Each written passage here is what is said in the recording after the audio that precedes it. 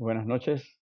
Estamos continuando con nuestro estudio del libro de Romanos como parte de nuestros estudios dirigidos a varones llamados hombres de verdad. Y estamos muy contentos de estar aquí. Espero que este tiempo esté siendo de bendición para cada uno de ustedes.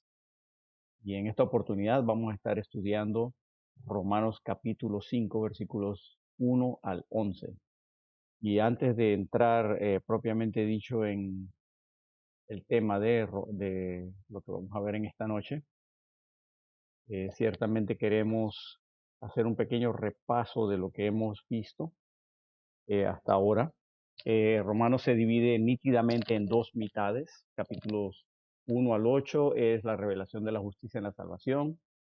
Y esos 8 capítulos a su vez se dividen en dos partes. Capítulos 1 al 4 habla de la salvación de los pecados individuales que cometemos, mientras que los capítulos 5 al 8 se enfocan más en la salvación del pecado en singular, hablando de la naturaleza pecaminosa del ser humano. Mientras que los capítulos 9 al 16, la segunda mitad de libros, hablan de la revelación de la justicia en la santificación, como en los capítulos 9 al 11 habla de cómo los judíos rechazaron la santificación que Dios quería que practicaran. Y en la última parte del libro habla de cómo la iglesia reproduce la santificación que Dios quiere. Nos compete ver hoy el capítulo 5 de Romanos. Este capítulo a su vez se divide en dos partes muy sencillas. Del 1 al 11 nos habla el libro de Romanos que estamos seguros ante Dios por nuestra justificación. Y entonces la última mitad del capítulo habla de que estamos seguros por nuestra propiciación. A veces no es la mejor forma de expresarlo. Cuando digo nuestra, no es que nosotros la hicimos, sino que hemos sido los beneficiarios de la propiciación. La parte que vamos a ver en esta noche, vamos a ver 3 puntos. Versículos 1 y 2, vamos a ver que estamos seguros en nuestra esperanza porque tenemos paz con Dios. Los versículos 3 al 5, vamos a ver que estamos seguros en las tribulaciones de esta vida y porque tenemos paciencia o estamos desarrollando paciencia. Y finalmente, el versículo 6 al 11, estamos seguros por nuestra reconciliación, tenemos protección de la ira. Primer punto, seguros en nuestra esperanza. Versículos 1 y 2 de Romanos capítulo 5 que dicen de la siguiente manera: justificados pues por la fe tenemos paz para con Dios por medio de nuestro Señor Jesucristo, por quien también tenemos entrada por la fe a esta gracia en la cual estamos firmes y nos gloriamos en la esperanza de la gloria de Dios. Lo primero que nos dice Pablo es justificados pues por la fe. Aquí hay que recordar la palabra pues, justificados pues por la fe. Me dice que el contexto continúa. Pablo no ha cambiado en realidad de tema. ¿Y qué fue lo último que hemos estado viendo? Bueno, en el capítulo 1 vimos que, que todos los hombres estamos condenados, y en particular el pecador abierto, descarado, ¿no? El hombre pagano está perdido ante Dios porque aún el que no sabe nada de la Biblia, Dios se ha revelado en la naturaleza. En el capítulo 2 hablamos del hombre religioso, también está perdido porque ni el hombre religioso no cumple con su propia religión. Luego el capítulo 3 nos habla específicamente de que no hay justo ni aun uno. No hay nadie que esté bien delante de Dios. Diga lo que diga, no hay nadie. Pero que Dios ofrece la justificación por fe aparte de las obras. Y esa es la buena noticia. Podemos ser justos delante de Dios por fe aparte de las obras. Y todo el capítulo 4 es un desarrollo de ese concepto por medio del ejemplo de Abraham, que Abraham fue justificado por fe sin obra. Entonces, todo hasta aquí, Pablo ha hecho mucho énfasis en que vamos a estar siendo justificados por fe sin obra. Y él lo dice, queda claro, queda establecido. Él lo dice, ¿no? Concluimos pues, dice en el capítulo 3, el hombre es justificado por la fe sin obra. No hay nada que podamos hacer para ser salvos. Pero si ponemos nuestra fe en el Evangelio, en que Cristo murió, fue sepultado y resucitó por nosotros, entonces podemos ser justificados delante de Dios, porque Dios nos justifica. Él Eso se llama en términos legales imputación, lo hemos dicho antes. Dios nos imputa la justicia de Cristo a nosotros. Pero entonces él ahora dice, bueno, ya que estamos justificados, ¿qué beneficio me da eso? Justificados pues por la fe. ¿Estás justificado? Bueno, ¿y entonces eso qué significa? ¿Eso qué, en qué te beneficia? Pues la justificación delante de Dios es lo que yo tengo. Soy declarado justo delante de Dios. Ya nadie puede decir que soy culpable porque Dios ya me limpió. Él, el juez de todas las almas, de toda la tierra, me declaró justo. Otra vez, Pablo no deja nada al azar. Dice, justificados pues por la fe, no por obra. Que él no deja que nadie meta ninguna otra cosa. ¿Por qué? Porque todas las religiones del mundo usan un sistema de obras. Todas las religiones, sin excepción. Y por eso, nuevamente hemos dicho antes, el cristianismo en realidad no es una religión, porque, bueno, si es una religión, es la única que no usa, que tú no puedes ser salvo por obras, porque Dios hizo toda la obra, es la única. No hay ninguna otra. En todas las demás tú tienes que hacer algo, porque si no, Dios, cualquiera que sea el Dios de esa religión, nunca va a estar contento contigo, satisfecho contigo. Pero en el caso del cristianismo no hay tal. Dios hace todo y él nada más dice, acepta lo que yo hice. Pero entonces la justificación delante de Dios tiene ciertas propiedades o hay ciertas cosas que la describen. Y le voy a dar 5 cosas que a la justificación delante de Dios dice la Biblia que hace o cómo es, cómo se obtiene, cómo es. Y en realidad hay 7 declaraciones de la justificación en la Biblia. 5 de ellas son la justificación delante de Dios. Y aquí vamos. ¿Qué cosa es la justificación delante de Dios o cómo se obtiene? Eh, pues, en primer lugar, la justificación, somos justificados por Dios, no por ningún hombre, no por ningún rito, no por ninguna religión. Romanos 8:33 dice, ¿quién acusará a los escogidos de Dios? Dios es el que justifica. Así que si yo soy justo, no soy justo por nada mío, es porque Dios me declaró justo. Segundo lugar, nosotros somos justificados por gracia. Gracia es mérito inmerecido. No me lo merecía, pero Dios me justificó. Romanos 3:24 dice, siendo justificados gratuitamente por su gracia, mediante la redención que es en Cristo Jesús. Recuerda la palabra redención, ese es el precio pagado por un rescate. Entonces, Jesús pagó mi rescate y por eso para mí es gratuito. Soy justificado gratuitamente. Yo no, o sea, no lo pagué porque no lo puedo pagar. Pero entonces Jesús lo pagó gratuitamente y por gracia, en otras palabras, sin que yo lo mereciera, me justificó por esa redención. Él pagó el precio por mí. Eso es Romanos 3:24.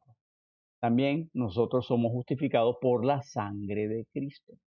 La sangre de Cristo es la que nos justifica. Romanos 5:9.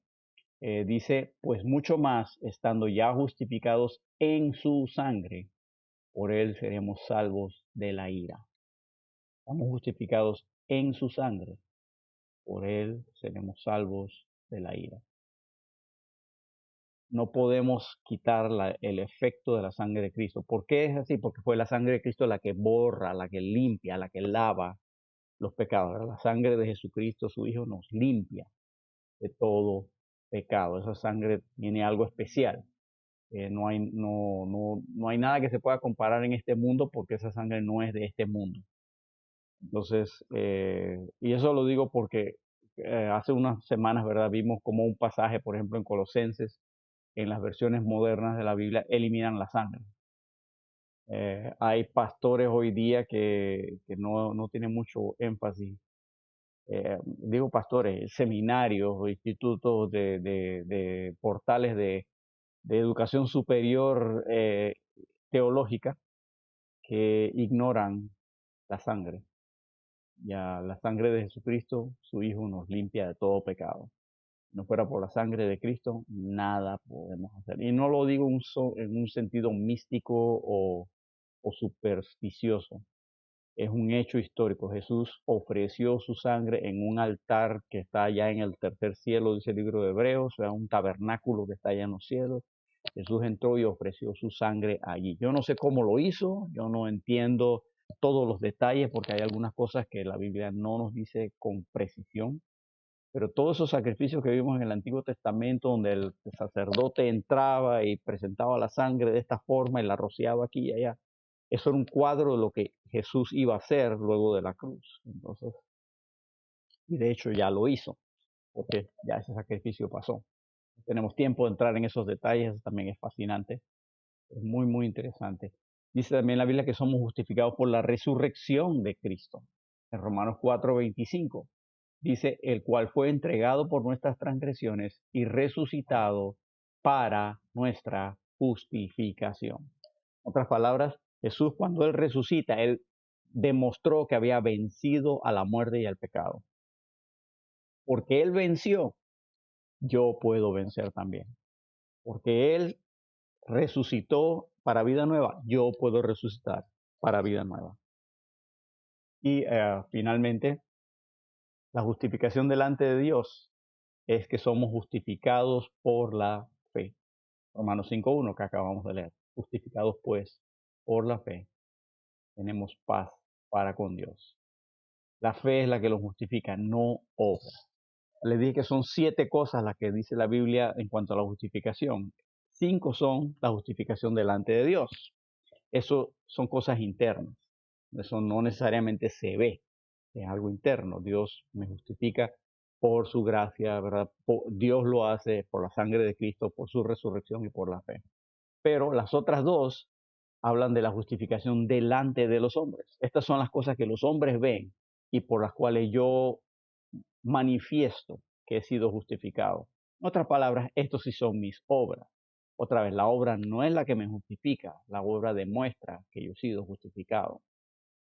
Somos justificados por nuestras palabras, por ejemplo. Nuestra forma de hablar demuestra que hemos sido justificados delante de los hombres. O sea, para los hombres nos ven y ellos dicen, ah, esta persona es diferente.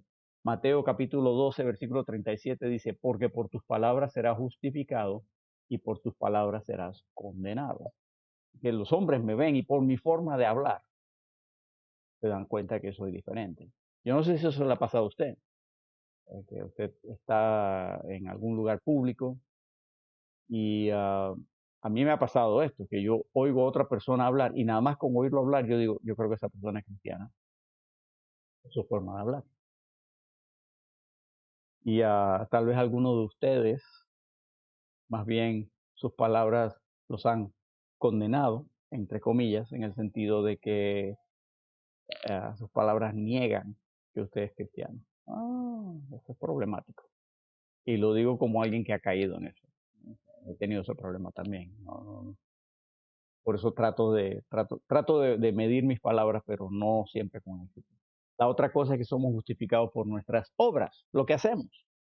Digo, si tú dices que eres cristiano, pero actúas como el diablo, como que eso no cuadra, ¿verdad? No cuadra, no encaja. Pero si tú eres cristiano y actúas como cristiano, tus acciones demuestran, justifican lo que tú dices que crees. ¿verdad? Practica lo que predica, etcétera, etcétera, etcétera.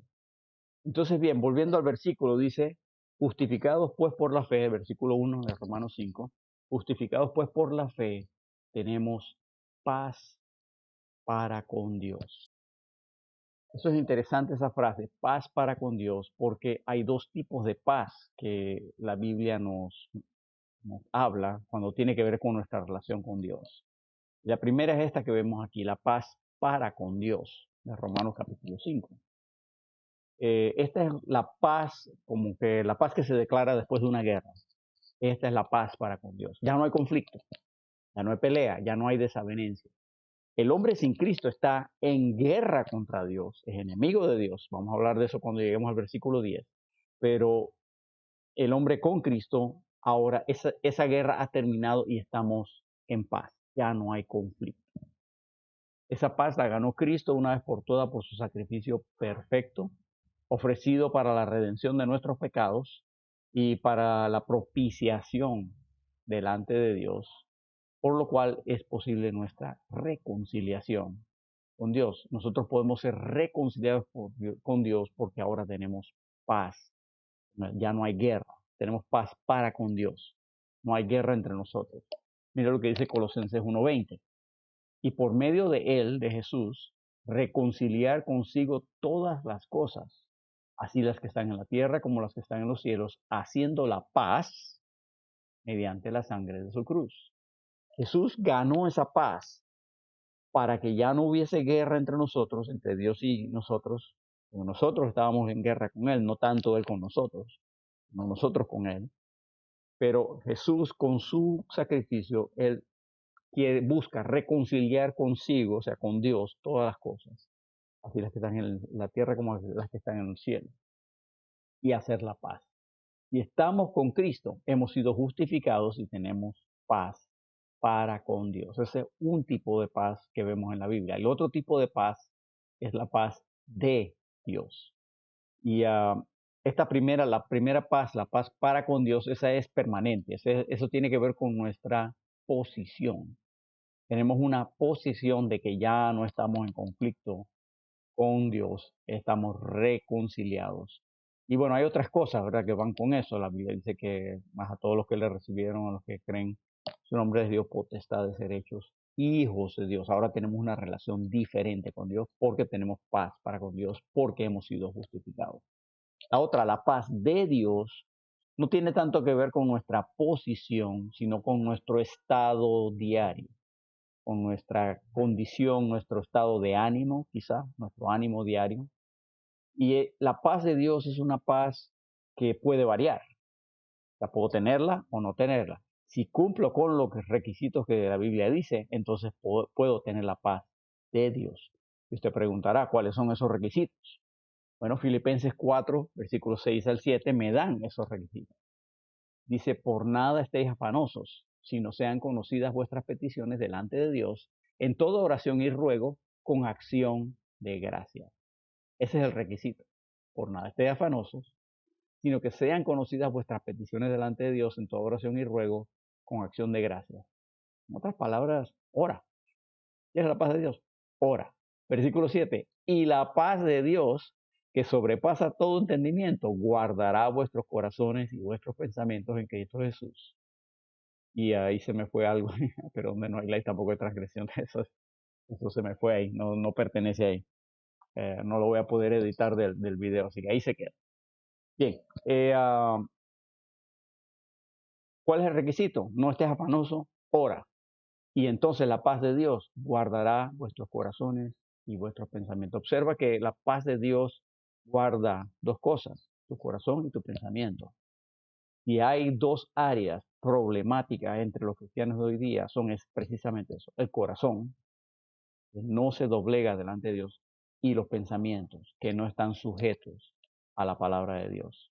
Por eso usted anda pensando las locuras que anda pensando, porque en lugar de llenar su mente de la Biblia, la llena con quién sabe cuánta cosa hay en este mundo que no sirve. Me ha tocado ver a personas que conocen la Biblia bastante bien, aún gente que la conoce mejor que yo, y en algún momento decidieron desobedecerla, lo cual, como dije antes, ¿verdad? Si tus obras no coinciden con tu palabra, eso es torcer el asunto. Y entonces eso es como torcer la palabra de Dios, que dice la Biblia que es la mente de Cristo. Y he descubierto que si tú tuerces la mente de Cristo, la palabra de Dios, tú la tuerces, Dios viene y te tuerce la mente a ti. Empiezas a pensar cosas que no convienen y a hacer cosas que no. Mucho cuidado, hermano, mucho cuidado. A mí no me dan miedo muchas de las cosas que la gente le da miedo. Eso me da miedo. Eso me da. Hay unas 4 o 5 cosas que he visto en la Biblia que me dan miedo.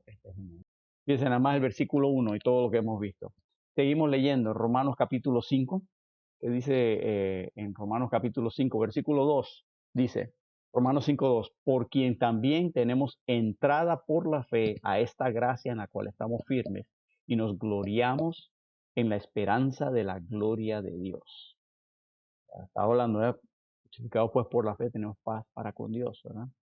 Dice, por quien también, por Jesús, tenemos entrada por la fe a esta gracia en la cual estamos firmes. La Biblia habla de esta gracia en la cual estamos firmes. Él está hablando de nuestra posición delante de Dios. Y lo que aquí queremos ver es que tenemos una posición segura ante Dios. Tenemos la justificación por la fe nos da una posición delante de Dios, nos da acceso a una nueva relación con Dios.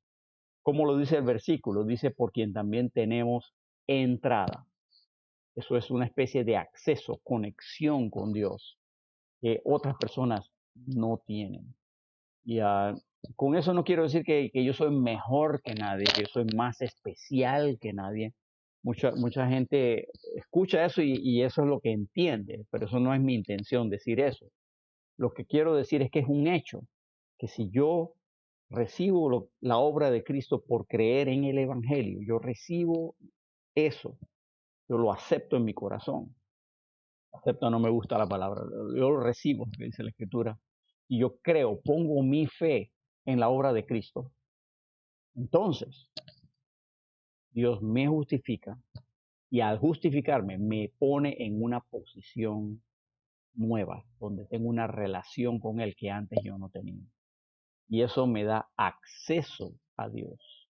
Yo no necesito ir a través de terceros, tengo acceso a Dios. Ustedes observan, mire lo que dice, ¿verdad? Que lo que dice en Efesios capítulo 2, versículo 18. Tengo acceso a una nueva relación con Dios. ¿Qué dice Efesios 2, 18? Porque por medio de Él, de Cristo, los unos, esos son los judíos, y los otros, los gentiles, tenemos entrada por un mismo espíritu al Padre. Tenemos entrada, tenemos acceso. Tengo línea directa con Dios. No necesito acudir a más nadie. Y te recuerdan, no lo tengo en mis notas esta noche, pero recuerdan el versículo allá en 1 Timoteo 2:5 que dice que hay un solo mediador, ¿verdad? Jesús. Y no tenemos que ir a más nadie. Esa es nuestra conexión directa. Efesios 3:12 dice, en quien, hablando de Jesús, en quien tenemos seguridad, ¿lo vio? Y acceso con confianza por medio de la fe en Él. En el momento en que yo entro en una relación con Dios por Jesucristo, tengo acceso a Dios. El cristiano tiene algo que ninguna otra persona tiene, la garantía de acceso a Dios. Efesios 2:18, que lo ven ahí en pantalla, me dice que por medio de Cristo tengo la entrada garantizada al Padre. En la práctica esto significa de que tú eres cristiano, yo soy cristiano, tenemos la garantía de que Dios escucha nuestras oraciones. Ahora, ¿tenemos garantía que Dios nos concederá todo lo que pidamos? No, pero sí tenemos la garantía de que Dios nos concederá aquellas peticiones que sean conforme a la voluntad de Dios. Esa es la promesa que tengo. ¿Y dónde está esa promesa? Está en 1 de Juan capítulo 5, versículos 14 y 15. Seguro conocen este versículo, muy conocido. Dice, y esta es la confianza que tenemos en Él, en Cristo, ¿no? Que si pedimos alguna cosa conforme a su voluntad, Él nos oye. En realidad está hablando de Dios el Padre. Y si sabemos que Él nos oye en cualquiera cosa que le pidamos, sabemos que tenemos las peticiones que le hayamos hecho. Y yo sé que estoy orando conforme a la voluntad de Dios. Yo sé que Dios me va a conceder mi petición. Y el que no tiene a Cristo no tiene esa garantía. Lo siento, no la tiene. No, no soy yo el que lo dice, es Dios el que lo dice. No importa si una persona, como decimos acá, paga una manda o prende una vela o dice, voy a dejar de fumar si tú me haces eso. Si tú no tienes a Cristo en tu corazón, no tienes garantía alguna. Dios no está obligado a escucharte. Y no estoy diciendo que Él no te pueda escuchar. Dios dice, en Romanos 9:15, Dios dice, tendré misericordia al que tendré misericordia. O sea, si Dios quiere oírte, Dios es Dios y Él puede oírte. Pero tú no tienes ninguna garantía si no tienes a Cristo. Eso es lo que estoy diciendo. Haga lo que hagan, no tienes ninguna garantía. Nosotros los cristianos, los que hemos recibido al Señor Jesucristo, los que hemos entregado nuestra vida a Él, los que creemos en el Evangelio, tenemos garantizado el acceso, la línea de conexión. Eso creo que es una diferencia importante. Creo que vale la pena. ¿Por qué pensarías tú hacerlo a tu manera va a ser mejor que hacerlo como Dios dice? No sé. Pero hay mucha gente, no, yo creo en mi Dios así, de esta forma o de aquella forma. Ok, yo nada más te estoy diciendo lo que dice la Biblia. Y yo me quedo con la Biblia. Porque si Dios dice que así es como yo trabajo, mejor yo me quedo como Dios trabaja. Ahora, el versículo dice, ¿verdad?, que tenemos entrada por la fe a esta gracia. Esta gracia se refiere, cuando dice esta gracia, se refiere a la justificación por la fe en la obra consumada de Cristo. Es una gracia porque es otra vez algo que yo no me merezco, pero Dios me lo ha dado. Y ahora tengo entrada por la fe. O sea, la justificación, estar justo delante de Dios, me da una posición segura delante de Dios. Primero me da acceso, conexión directa, pero me da una posición segura, porque dice que en la cual estamos firmes. Estamos firmes. Dice el versículo, ¿verdad? Que tenemos, por quien también tenemos entrada por la fe, esta gracia en la cual estamos firmes. Una posición firme es una posición que no se mueve. Y eso se refiere, en este contexto específico, se refiere a que yo tengo una posición segura delante de Dios. La paz para con Dios no se pierde. No se pierde. Pablo asume y da por sentado que esta posición que tenemos delante de Dios es firme y no cambia. La Escritura dice en muchos lugares que cuando un ser humano está en Cristo, es hecho nueva criatura, es hecho hijo de Dios y es sellado por el Espíritu Santo. Estas son cosas que nada ni nadie puede cambiar. Por eso decimos con convicción que la Biblia enseña que el cristiano no pierde su salvación. No me importa lo que diga el profesor de tal seminario, no me importa lo que diga el pastor de tal iglesia o el sacerdote fulano de tal. Pueden decir lo que quieran, está bien, yo no me pongo bravo, pero yo voy con lo que dice la Biblia. La Biblia dice que estamos firmes. Cuando digo el cristiano, yo no me estoy hablando de una persona que profesa ser cristiano o que pone cristiano en el nombre de su iglesia, la iglesia cristiana tal, tal, tal, tal. No, me refiero a una persona, cuando digo un cristiano, es una persona que ha recibido al Señor Jesucristo como su Salvador por fe en el Evangelio y que ha sido justificado por la sangre de Cristo. Si tú tienes eso, tienes paz para con Dios. Y si tienes paz para con Dios, tienes una posición firme, segura delante de Dios. Y digo, otra vez, la Biblia lo expresa de múltiples maneras que no tenemos tiempo de ver, pero por ejemplo, una de ellas, ahora dice la Biblia, Juan 1:12, más a todos los que le recibieron, a los que creen en su nombre, les dio potestad de ser hechos hijos de Dios. Ahora eres hijo de Dios. Dios te trata como a hijo, no como a un pecador. La cosa cambia. Vale quedarse, más vale adquirir esa posición, ¿verdad? Y el versículo termina hablando, ¿verdad?, de que tenemos entrada por la fe a esta gracia en la cual estamos firmes y nos gloriamos en la esperanza de la gloria de Dios. Que tenemos una esperanza de la gloria de Dios. Al ser justificados para con Dios, no solo tenemos una posición segura, sino que tenemos una esperanza de que participaremos de la gloria de Dios. Cuando la Biblia habla de esperanza, la esperanza es algo que sucederá con certeza. Lo único es que aún es futuro. Lo único es que aún es futuro. Pero la esperanza en la Biblia es algo de lo cual no hay duda alguna. Va a suceder, porque Dios dice que va a suceder. Lo único es que aún es futuro, no ha acontecido todavía. Entonces, por ejemplo, tenemos la esperanza de vida eterna. Ahora, eso no quiere decir que, bueno, tal vez la tengo, tal vez no la tengo, algún día sabré si la tengo. No, no, no. Tengo la esperanza de vida eterna. La tengo, nada más que su manifestación plena todavía es futura. Eso es lo que quiere decir esperanza en la Biblia. Por ejemplo, Tito 1:2, en la esperanza de la vida eterna. Esa es mi esperanza, la vida eterna, la cual Dios, que no miente, prometió desde antes del principio de los siglos. Es absolutamente cierta. Viene, nada la va a detener, nada más que todavía es futura. Otra, otra esperanza aquí, dice, guardando, Tito 2:13, guardando la esperanza bienaventurada y la manifestación gloriosa de nuestro gran Dios y Salvador Jesucristo. No sé si lo ven ahí, pero ahí hay dos eventos. Guardando la esperanza bienaventurada, esa es la venida de Cristo, la venida donde Él llega y toca tierra y todo eso.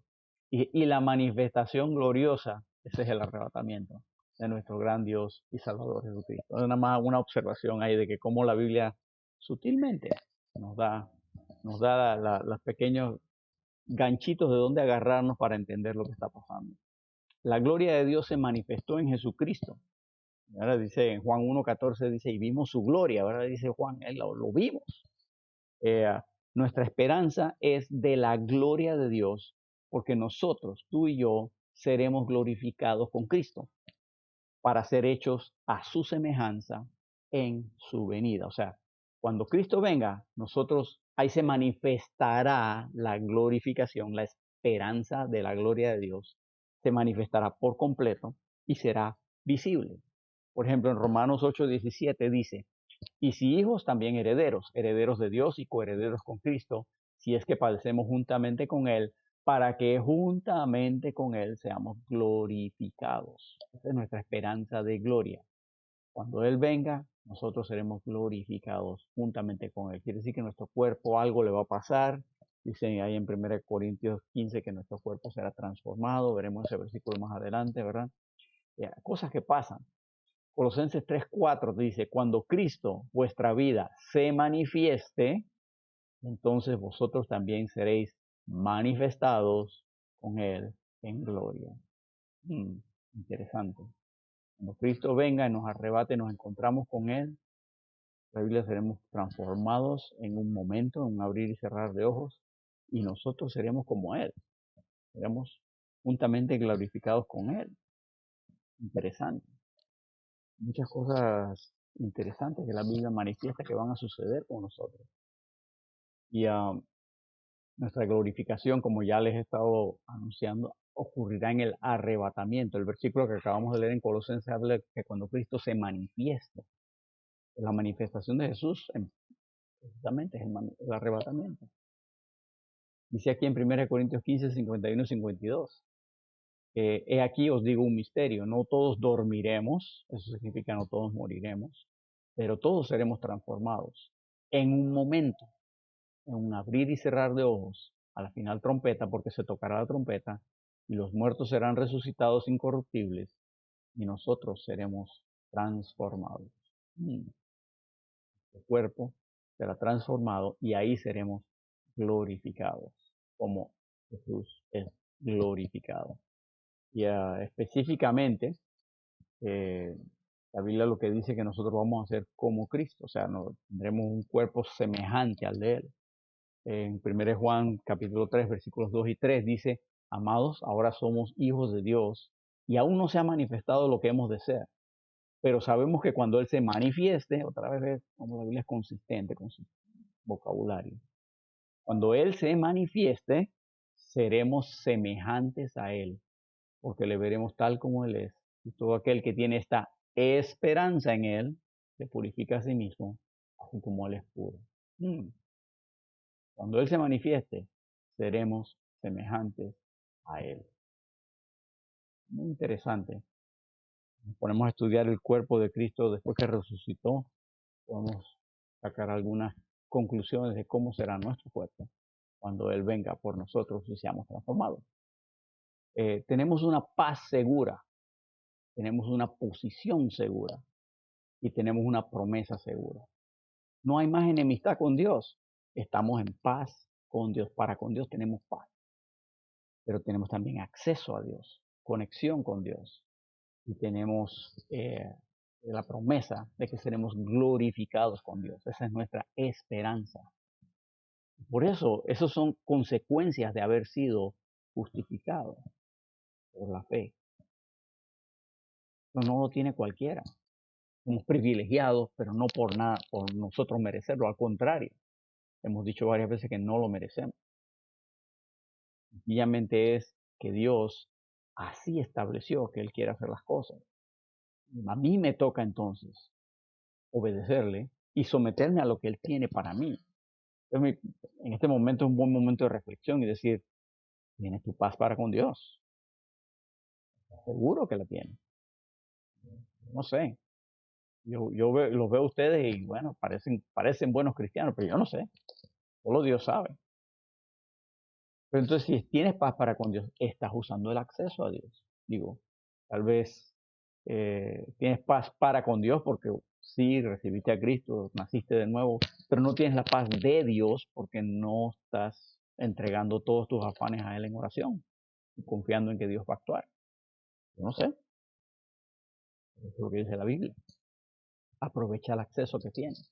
Versículo 3 de Romanos capítulo 5 dice, y no solo esto, sino que también nos gloriamos en las tribulaciones. O sea, no solo esto de que tenemos el acceso y la esperanza de la gloria de Dios, ¿verdad? Dice, sino que también nos gloriamos en las tribulaciones, sabiendo que la tribulación produce paciencia, y la paciencia prueba, y la prueba esperanza, y la esperanza no avergüenza, porque el amor de Dios ha sido derramado en nuestros corazones por el Espíritu Santo que nos fue dado. Muy bien, no solo tengo lo que acabo de decir, sino que también me glorío en las tribulaciones. Wow, qué expresión más extraña. Lo que esto quiere decir es que yo puedo estar seguro, porque estoy justificado con Dios, yo puedo estar seguro en las tribulaciones de esta vida. Y esto produce en mí lo que se llama paciencia. Nuestra posición delante de Dios justificado me ayuda a enfrentar las tribulaciones. Y no solo esto, dice Pablo, y no solo esto, como quien dice, ¿verdad? Que aparte de tener una posición firme y segura ante Dios por la paz que tengo, ¿verdad? Con Dios por la sangre de Cristo, tengo algo más. No, no solo esto, sino que me glorío en las tribulaciones. La palabra gloriarse aparece muchas veces en el Nuevo Testamento y en todas las veces tiene la idea de jactarse, de como enorgullecerse de algo. A veces eso es positivo, la mayoría de las veces es negativo, pero no siempre es negativo. Este es un caso en el que no es negativo. No es que yo me gloríe en el sentido de, de, de que, wow, yo soy mejor que tú, porque para decir, no en ese sentido. Eh, en el sentido de hacer alarde, de que, hey, estoy padeciendo, es porque estoy en el camino correcto. Más o menos esa es la idea. Porque esa misma palabra en algunos lugares se traduce, por ejemplo, aflicción, angustia, persecución. Así que cuando dice me glorío, a veces me aflijo. O cuando dice me glorío, a veces me angustio. O me glorío en las tribulaciones, a veces significa estoy siendo perseguido, estoy sufriendo persecución en las tribulaciones. Eh, el cristiano es uno que genuinamente puede jactarse de padecer tribulaciones y aflicciones porque sabe que Dios va a usar esto para dar un buen fruto en su vida. O sea, otras personas sufren y no saben por qué, o no entienden por qué. Y yo tengo que hacer la salvedad. Nosotros a veces vamos a sufrir y no sabemos por qué tampoco. Solo mire el ejemplo de Job. Job nunca supo por qué le pasó lo que le pasó. Al menos lo que vemos en el libro de Job, Dios nunca le dijo. Entonces, pero nosotros tenemos el beneficio de que Dios nos da el tras bambalinas ahí en el capítulo 1 y 2, donde viene Satanás a decirle, hey, mira Job, ¿verdad? O más bien Dios le dice, mira Job, y dice Satanás lo acusa. Pero una cosa yo sí sé, que venga lo que venga a mi vida, Dios sabe y lo quiere usar para mi crecimiento. Yo tengo eso y puedo jactarme en el sentido, sentirme contento, no contento, sino orgulloso en el sentido de estoy en el camino correcto. Me alegro de estar en el camino correcto. Porque si no estuviera haciendo lo correcto, no estaría siendo afligido de esta forma. ¿Cómo es posible jactarse de tener aflicciones y angustias? Bueno, cuidado, no estoy hablando de problemas que vienen como consecuencia de pecado. No estoy hablando de eso, ¿verdad? Si tú robas un banco y te agarran y te meten preso, no digas, ay, estoy sufriendo tribulaciones por Cristo. No, estás sufriendo tribulaciones por tus acciones. Eso es una cosa. O si le eres infiel a tu esposa y tu matrimonio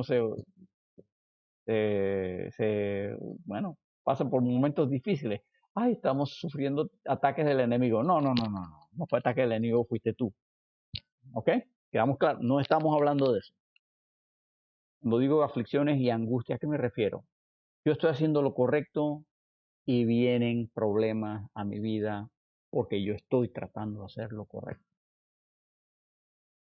La Biblia promete que si tú quieres vivir bien delante de Dios, vas a padecer aflicción. Lo siento, lo promete. La gente dice, ay, yo quiero vivir todas las promesas de Dios. Esta nadie la quiere vivir. Dice en 2 Timoteo 3:12. Y también todos los que quieren vivir piadosamente en Cristo Jesús padecerán persecución. ¿Quiénes? Todos. Todos los que quieren vivir piadosamente, los que quieren vivir rectamente, correctamente, justamente, los que quieren hacer la palabra de Dios, obedecer la palabra de Dios en Cristo Jesús en todo momento. Esa es la gente que va a padecer persecución. Pregúntele a Pablo. ¿Qué le pasó a Pablo? ¿Qué le pasó? Es más, estudia la vida de todos los apóstoles del Señor Jesús, los 12. Y los 12 murieron muertes de mártir. Los 12. Y Pablo también. ¿Quién de ustedes es alguien para decir, ah, yo soy la excepción? O sea, ninguno. Pero no todos queremos vivir piadosamente y no todos vivimos piadosamente. 1 Pedro 3:14, más también si alguna cosa padecéis por causa de la justicia, bienaventurados sois. Bienaventurado, feliz. Feliz eres si tú padeces algo, pero por causa de la justicia. Por tanto, no os amedrentéis con el temor de ellos, ni os conturbéis. No te preocupes, no le tengas temor. Pero, cuando dice eso, si por hacer las cosas justas alguien te persigue.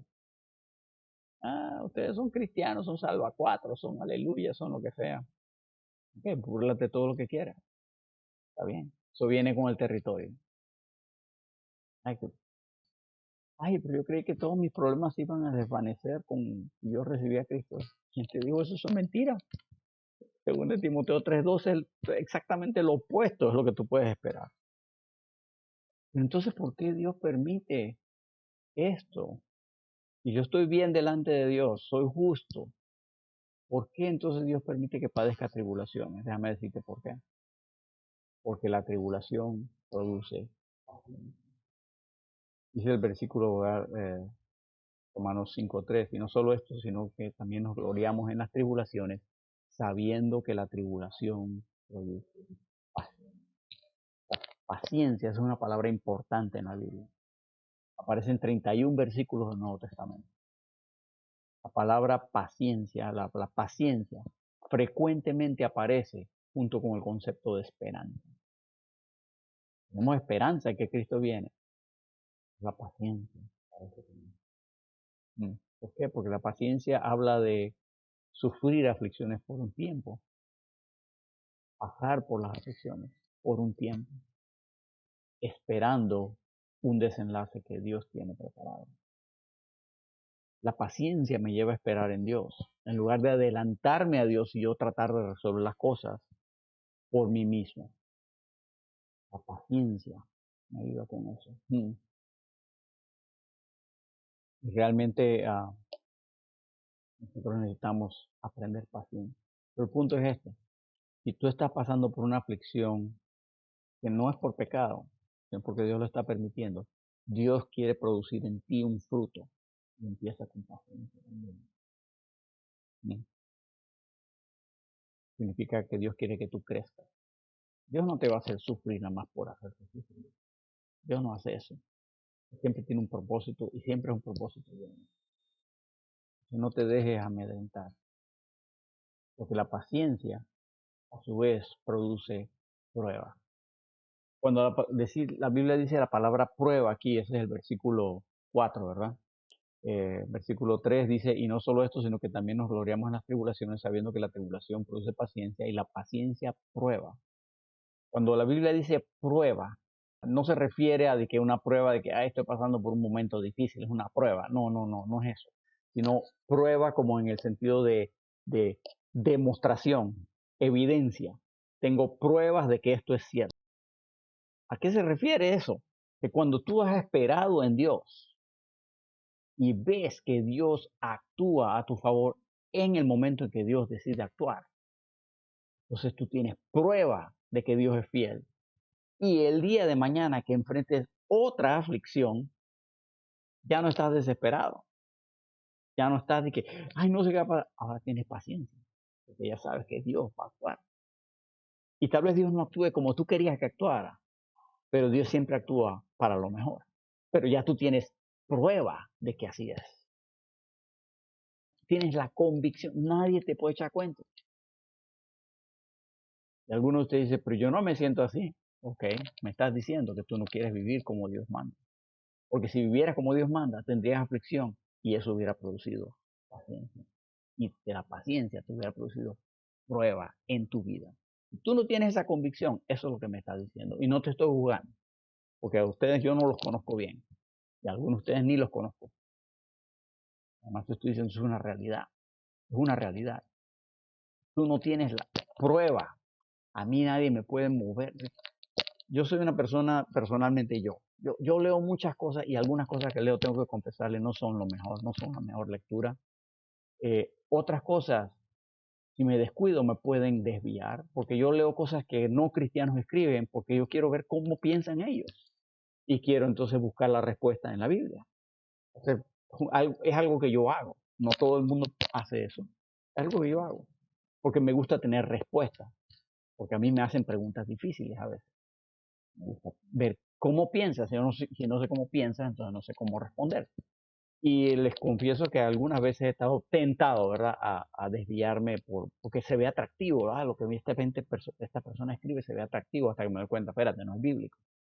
Pero he visto a Dios actuar en mi vida por muchas veces. Ya tengo 40 y tantos años de andar con el Señor. Él ha actuado en mi vida. Yo tengo pruebas de que Él es real. ¿Cómo voy a abandonarlo? Y digo, no soy arrogante. Yo sé que puedo, yo sé que soy perfectamente capaz. No estoy diciendo que es imposible que lo haga, pero digo, tengo pruebas. Dios, estábamos en esta situación, Dios actuó, nosotros lo vimos. Esto es como un mecánico experto. Él sabe que cuando le va a quitar la tapa de válvula a un motor, la va a quitar, pero, espérate, tengo que desconectar estos cablecitos que están acá y tengo que quitar estas mangueras que están acá, porque si no lo hago, aunque el libro o las instrucciones no dice que hay que hacerlo, pero si no lo hago, cuando lo destapo, jala el cable de acá y lo desconecta o estira la manguera acá y la puede romper. Ya me pasó antes. Ahora, ¿me toma más tiempo? Sí, pero ahora tengo la paciencia porque no quiero lidiar con ese problema o el otro problema. Como soy un mecánico de experiencia. ¿Te ha visto un mecánico trabajar así? Uno se da cuenta, esta persona sabe lo que está haciendo. ¿Verdad? Porque prepara las cosas antes, pone la bandeja debajo y ¿por qué pusiste una bandeja? Vas a ver ahora, cuando destapas, el aceite se derrama y cae en la bandeja. El hombre lo ha hecho antes. Así nosotros en nuestro andar cristiano tenemos pruebas y ya sabemos, mira, me queda mucho mes al final del cheque de la quincena. No me alcanzó el cheque hasta el final de la quincena, pero Dios va a actuar. Lo ha hecho antes. He tratado de ser responsable con el dinero. No he despilfarrado, pero bueno, cosas pasan. Me dañó el carro y tuve un gasto extra o lo que fuera. Dios va a actuar. Lo ha hecho antes. Tengo pruebas. Esto se llama madurez. Esto hace falta en mucho. Otra vez, momento de reflexión, varones, hermanos, machos, masculinos. Nosotros nuestra tendencia es, espérate, hay un problema, déjame ir a arreglarlo de una vez. Tengamos paciencia, deja que el Señor trabaje. Espera, ¿no tienes prueba de que Él actuó en tu vida? Mm. Pero no termina ahí. La prueba produce esperanza. Vamos al versículo 4, ¿ah? Que dice, la paciencia prueba y la prueba esperanza. Ya mencionamos cómo es la esperanza en la Biblia. La esperanza no es algo que quizás pase. No, no, no. Esto es algo seguro, todo lo que es futuro. Tenemos la seguridad de que al llegar al final de la vida, tengo pruebas de que Dios actúa. Tengo la seguridad, la esperanza de que al final de la vida Dios me glorificará. Eso es esperanza. Romanos 9:33, como está escrito, he aquí pongo en Sión piedra de tropiezo y roca de caída. Y el que creyere en él no será avergonzado. ¿Por qué pongo ese versículo? Porque dice el versículo 5, y la esperanza no avergüenza. Avergüenza. No voy a ser avergonzado. Por lo cual, segundo de Timoteo 1:12, por lo cual asimismo padezco esto, pero no me avergüenzo, porque yo sé a quién he creído y estoy seguro que es poderoso para guardar mi depósito para aquel día. Pablo confiaba en que él tenía una posición segura, como la que hablamos hace unos instantes. Dice, yo sufro estas cosas, pero no me avergüenzo. No me avergüenzo. Y a mí no me avergüenza ser cristiano. A mí no me avergüenza ser diferente. No me avergüenza que me miren o ay, estas personas son raros, ¿no? No todos estos cristianos son raros. No toman, ¿verdad? No queman a la esposa. Bueno, algunos sí lo hacen, ¿verdad? Pero no debieran. Estos cristianos son raros. Somos raros, no me avergüenzo.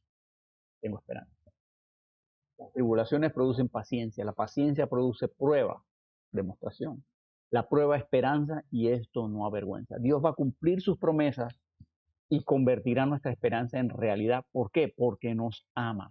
El versículo 5 termina diciendo, porque el amor de Dios ha sido derramado en nuestros corazones por el Espíritu Santo que nos fue dado.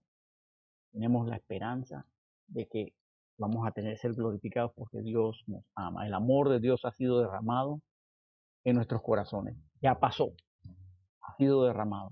El amor fue derramado por el Espíritu Santo que nos fue dado. Nos fue dado. Eso también ya pasó. Cuando fuimos justificados al poner nuestra fe en el Evangelio, Dios nos dio el Espíritu Santo. Él aquí dice, ¿verdad?, que el amor de Dios ha sido derramado en nuestros corazones por el Espíritu Santo que nos fue dado. Él nos fue dado. En el momento en que yo fui justificado al poner mi fe en el Evangelio, otro beneficio, el Espíritu Santo me fue dado y el Espíritu Santo ahora me hace parte del cuerpo de Cristo. Esto se llama bautismo. Esto se llama bautismo. Soy metido, sumergido, insertado si quiere, en el cuerpo de Cristo. No estoy hablando de cuando te echan el agua o cuando te sumergen, no, no, no. Esta es la doctrina más controvertida de la historia del cristianismo. Un día estudiaremos esta doctrina solamente, hoy no tenemos tiempo. En el momento que tú te conviertes, Dios te mete en el cuerpo de Cristo. Esto es lo que se llama bautismo. 1 Corintios 12:13, porque por un solo espíritu fuimos todos bautizados en un cuerpo. No cuando te sumergiste en el agua, no, cuando te convertiste. Sean judíos o griegos, sean esclavos o libres, y a todos se nos dio a beber de un mismo espíritu. No es el bautismo en agua, es el bautismo en el Espíritu Santo, que ocurre cuando creo en el Evangelio de Jesucristo. Nada que ver tampoco con las lenguas. Hablaremos más de este bautismo cuando lleguemos al capítulo 6. Pero el Espíritu Santo no solamente nos mete en el cuerpo de Cristo, que se llama bautismo, el Espíritu Santo nos sella. En Efesios capítulo 1, versículo 13 y 14 dice, en Él también, vosotros habiendo oído la palabra de verdad, el Evangelio de vuestra salvación, y habiendo creído en Él, ¿qué dice? Fuisteis sellados con el Espíritu Santo de la promesa, que es las arras, el depósito, la garantía de nuestra herencia hasta la redención de la posesión adquirida para alabanza de su gloria. El Espíritu Santo nos ha sellado hasta la redención de la posesión adquirida. Estamos sellados hasta que seamos redimidos por completo en todo nuestro cuerpo. Lo que hace un momento leímos, glorificados cuando Él se manifieste. Estoy sellado hasta ese momento. Por eso no pierdo la salvación. Por eso mi posición es segura. El que diga lo contrario sencillamente está negando este versículo. Yo prefiero no negar algo que la Biblia afirma, ni afirmar algo que la Biblia niega. Yo sé que hay otros versículos que parecieran hacer que uno puede perder la salvación. Ok, regla de estudio bíblico. No uses una cosa confusa para negar una cosa que está clara. Aquí está claro. Está perfectamente claro. Lo dice clarito. Me estoy metido en el cuerpo de Cristo, estoy sellado por el Espíritu Santo. ¿Hay algo que pueda romper ese sello? Ay, pero ¿y si peca? Dice la Biblia que estoy justificado por la fe. Esto lavó todos mis pecados, pasado, presente y futuro. No sé cuál pecado crees tú que es tan poderoso que no, la sangre de Cristo no lo puede lavar. Esa parte no sé. Explícamelo tú. Así que hasta ahí estamos.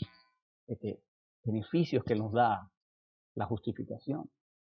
Tenemos una posición nueva, tenemos acceso a Dios, tenemos promesa de la glorificación, tenemos el Espíritu Santo, tenemos y tenemos. Es que es un negocio en el cual yo no pierdo nada, yo gano todo. ¿Cómo puedo vivir sin recibir a Cristo? ¿Cómo? Explíquenme. Pero no solo estoy seguro por mi justificación, también estamos seguros por nuestra reconciliación, lo cual nos da protección de la ira. Vamos a seguir leyendo. Versículos 6 al 11, ¿verdad? Es esta parte. Vamos a leer el versículo 6. Dice, porque Cristo, cuando aún éramos débiles, a su tiempo murió por los impíos. Ciertamente apenas morirá alguno por un justo, con todo pudiera ser que alguno osara morir por el bueno. Mas Dios muestra su amor para con nosotros, en que siendo aún pecadores, Cristo murió por nosotros. Así que el amor de Dios se manifiesta en la obra de Cristo. Cristo a su tiempo murió por los impíos. Pablo empieza del versículo 6 diciendo, porque Cristo. Pablo acaba de decir que el amor de Cristo ha sido derramado en nuestros corazones, el amor de Dios ha sido derramado en nuestros corazones. Ahora nos dice, ¿por qué? Porque Cristo. No, Él manifiesta. ¿Cómo se manifestó ese amor de Dios? Porque Cristo, dice, cuando aún éramos débiles, a su tiempo murió por los impíos. Cuando dice cuando aún éramos débiles, se refiere a que la incapacidad que teníamos nosotros de salvarnos a nosotros mismos. No hay nada que pudiéramos hacer tú y yo para ser salvos. Éramos débiles. Y esto le cuesta tanto al inconverso aceptarlo. El inconverso quiere hacer algo para ganarse el favor de Dios. No, somos débiles. No puedes. Sencillamente no puedes.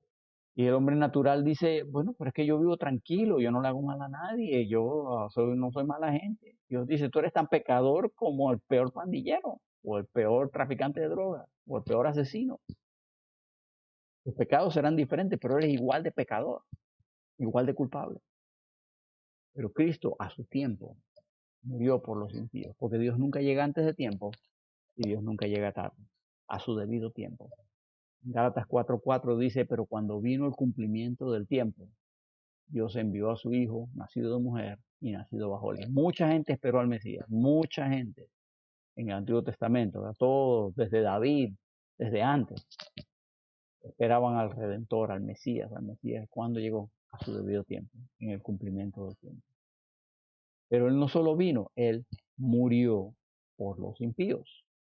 Romanos 3:10, como está escrito, no hay justo ni aún uno. ¿Quiénes son los impíos? Todos nosotros, porque no hay justo ni aún uno. Ni por un momento piense usted que usted y yo ya no somos parte de los impíos. No, no, no. Nosotros seguimos siendo impíos, porque este cuerpo pecaminoso quiere hacer el mal. Un día seremos glorificados y ya no tendremos el pecado, pero no ha llegado ese momento todavía. Cristo personificó el amor de Dios al morir. Estos impíos, estos que éramos sus enemigos. Es lo que dice el versículo 7.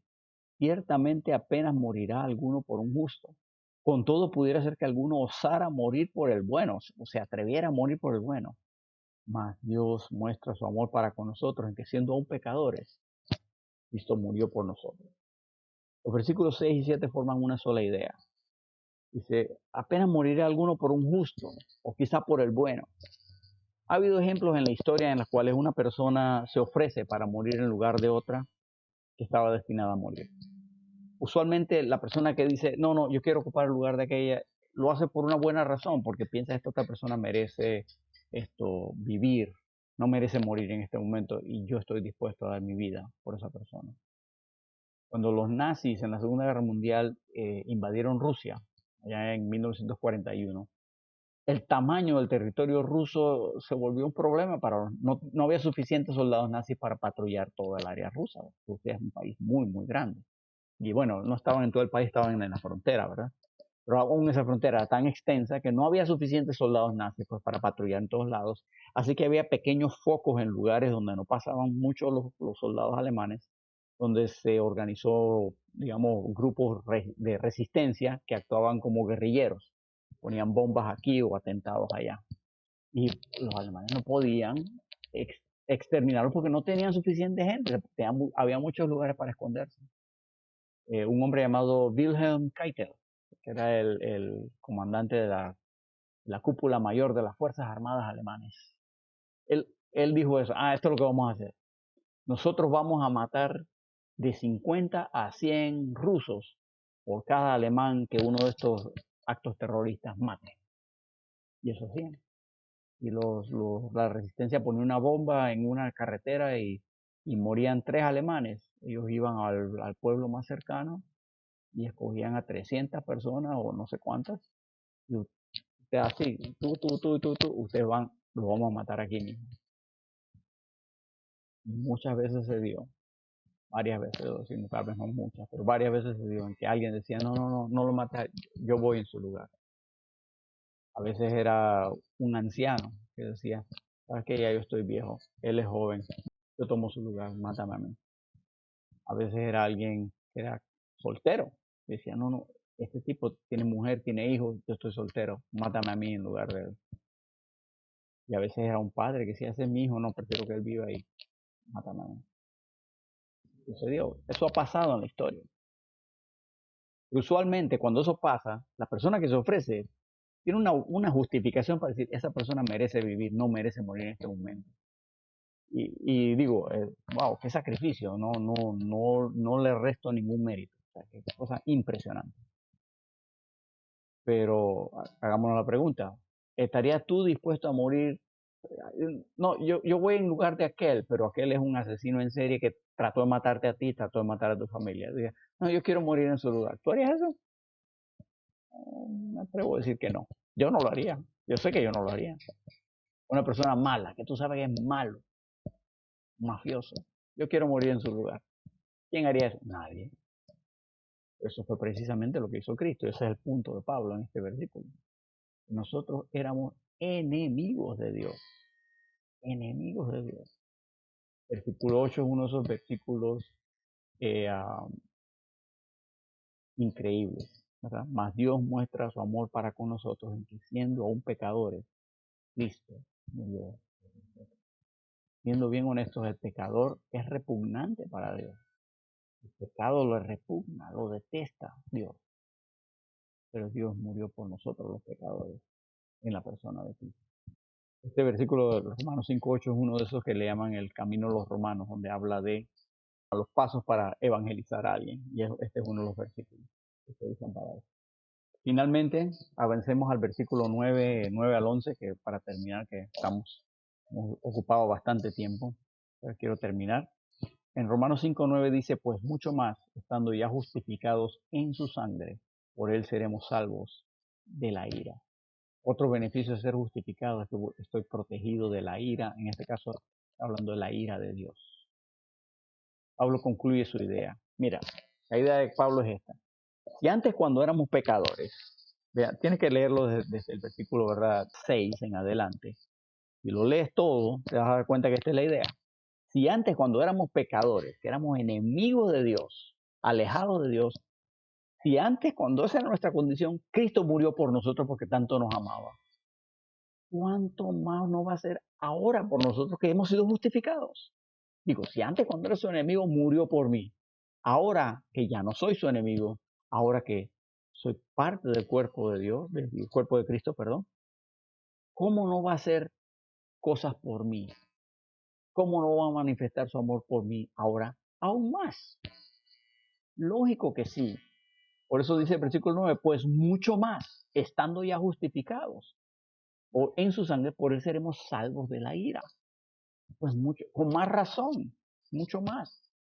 Pablo está diciendo, y si cuando eres pecador, Cristo te amó tanto que murió por ti, ¿tú crees que ahora que eres hijo de Dios, Cristo no te va a salvar de la ira de Dios? Cuando aquí habla de la ira, eso es una referencia al juicio del gran trono blanco, allá en Apocalipsis 20, al lago de fuego, que es el destino final de todos los pecadores, no el infierno, el lago de fuego. También la ira puede ser una referencia a la tribulación venidera, eso es una posibilidad, pero definitivamente se habla del destino final. Los cristianos no hemos sido puestos para la ira. No lo digo yo, lo dice el Señor. 1 Tesalonicenses 1:10. Y esperar de los cielos a su Hijo, al cual resucitó de los muertos, a Jesús, quien qué nos libra de la ira venidera. Nos libra. Promesa, esperanza. Cosa segura, nada más que futura todavía. 1 Tesalonicenses 5:9. Porque no nos ha puesto Dios para ira, sino para alcanzar salvación por medio de nuestro Señor Jesucristo. Los que creen que el cristiano pasa por la tribulación tienen dificultades para explicar estos dos versículos. Yo soy uno de los que cree que la ira incluye el día de la ira, que es la segunda venida de Cristo, cuando Él viene, Apocalipsis 19, montado sobre el caballo blanco y viene a destruir. Nosotros no vamos en esa vuelta. Es más, la Biblia dice que nosotros venimos con Él. Otro estudio para otro tiempo. Pero la verdad es que Dios me protege de esa ira, porque ahora ya no soy un pecador, en el sentido de que ese no es mi estado. Mi estado es, soy su hijo. Si ustedes observan, vean los últimos dos versículos, versículos 10 y 11, vamos a ver algo interesante. Aquí dice, porque si siendo enemigos, veo que dice que éramos enemigos, fuimos reconciliados por Dios por la muerte de su Hijo, mucho más estando reconciliados, seremos salvos por su vida. Otra vez la idea. Y antes que éramos enemigos, Dios hizo esto por nosotros, para ganar nuestra justificación. Ahora que no somos sus enemigos, mucho más vamos a ser salvos por su vida. Y no solo esto, sino que también nos gloriamos en Dios, por el Señor, nuestro Señor Jesucristo, en quien hemos recibido ahora la reconciliación. Cuando dice siendo enemigos, pues no se puede ser amigo del mundo y amigo de Dios. Dice Santiago 4:4, o almas adúlteras, ¿no sabéis que la amistad del mundo es enemistad contra Dios? Cualquiera pues que quiera ser amigo del mundo se constituye enemigo de Dios. Antes de tener a Cristo en mi corazón, yo era enemigo de Dios porque era amigo del mundo. Punto. Haga lo que haga, era amigo de Dios, del mundo, enemigo de Dios. Ahora que estoy en Cristo, no puedo seguir siendo amigo del mundo, porque eso me haría enemigo de Dios. No, esa no es mi posición. No puedo ser. Sencillamente no puedo. Pero observen otra vez el versículo, que ahí hay tres tiempos. Y estos son los llamados tres tiempos de la salvación. Vea el versículo otra vez, Romanos 5:10. Dice, porque si siendo enemigos fuimos reconciliados, eso es el pasado, fuimos reconciliados por Dios por la muerte de su Hijo, mucho más estando reconciliados, eso es presente, estando reconciliados, seremos salvos por su vida, eso es futuro. Eso es los llamados tres tiempos de la salvación. ¿A qué se refiere? Ahí se lo dejo en la pantalla para que tenga tiempo de asimilarlo. En el pasado, yo fui reconciliado en el momento que yo fui salvo. Eso pasó una vez para siempre. El momento en que yo creí en el Evangelio y nací de nuevo, fui salvo, fui reconciliado. Dice en este versículo, fuimos reconciliados. Esa fue mi justificación. Pasó una vez en el pasado, ya no tiene que volver a pasar porque ahora yo he sido declarado justo. Cuando eso pasó, nosotros fuimos, recibimos al Señor Jesús y fuimos justificados, fuimos salvos de la pena del pecado, o sea, el castigo del pecado. Ya no voy al lago de fuego. Soy salvo de eso. En el pasado fui salvo, desde ese momento en adelante fui salvo de la pena del pecado. Pero en el presente dice, estando reconciliados. Eso y dice estando, como una cosa continua. Está pasando todo el tiempo. El tiempo presente. En mi vida diaria, tengo que estarme reconciliando con Dios porque en mi vida diaria fallo, peco. No cambia mi estado, estoy justificado, pero en mi vida diaria, en mi diario andar, tropiezo, caigo. Esto es lo que la Biblia llama santificación, donde día progresivamente estoy buscando andar más y más cerca de Dios, más y más cerca de Dios. Y esto me está haciendo salvo, presente, del poder del pecado. El pecado ya no tiene ese poder que tenía antes sobre mí, porque tengo a Cristo en mi corazón. Tengo el Espíritu Santo que me redarguye de pecado, de la palabra de Dios que me convence, ¿verdad? Que me instruye, me muestra lo que debo hacer y lo que no debo hacer. Pero también hay una esperanza que estoy esperándola, ¿verdad? Porque es futura. Y dice, seremos salvos. El versículo 10, seremos salvos. ¿De qué? De la ira venidera. Seremos salvos del lago de fuego. Eso no ha pasado todavía, pero va a pasar. Es seguro. Y cuando Él venga, mi cuerpo será transformado. Ya no tendré este cuerpo pecaminoso carnal, tendré un cuerpo nuevo. Y eso es lo que la Biblia llama glorificación. Y cuando eso suceda, yo seré salvo de la presencia del pecado. Ya no habrá pecado en mí. Hay un pasaje en Hebreos que dice cuando Él venga, cuando Jesús venga, sin relación con el pecado. Así voy a ser yo, sin relación con el pecado. Finalmente estaré libre de este cuerpo de muerte, como dice Pablo. Fabuloso. Qué esperanza más tremenda tenemos y qué beneficio más tremendo tenemos por haber sido justificados. Puedo disfrutar de la salvación en sus tres tiempos gloriosos. A ver que en el presente en el pasado fui salvo de la pena del pecado. El pecado ya no me, no me condena. No estoy condenado. He sido perdonado. Pero estoy estando justificado o reconciliado, perdón. Estoy siendo salvo del poder del pecado cada día que estoy andando sobre esta tierra. Pero un día seré salvo de la presencia del pecado. No habrá más. ¿Qué día más glorioso será ese? Entonces, antes de terminar, ¿estás tú justificado? ¿Estás disfrutando de estos beneficios de la justificación? Y no cuando. El día de la salvación es hoy. No hay razón para esperar más. Dios me los bendiga ricamente.